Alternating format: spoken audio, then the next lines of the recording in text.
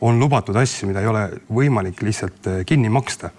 Kui selle peo eest, kus telliti šampust, konjakit ja 5 magustoitu, lihtsalt arve tuleb kinni maksta. See arve tuleb kinni maksta. See on oma põhjused. On lühiajalised põhjused.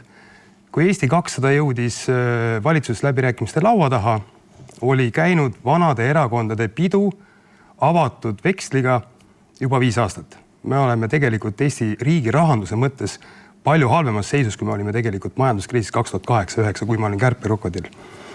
Ja viimane valitsus võttis veel 1,4 miljardi euro väärtuses kohustusi, baasi, kõik võimalikke toetusi, pensionitõuse, kõike. Sellel ei olnud mitte mingit katet.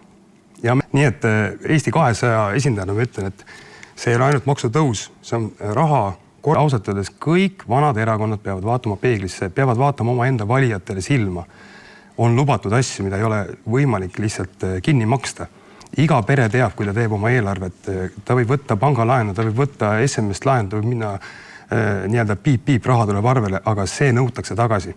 Täna on see aeg, kui selle peo eest, kus telliti šampust, konjakit ja 5 magustoitu, lihtsalt arve tuleb kinni maksta.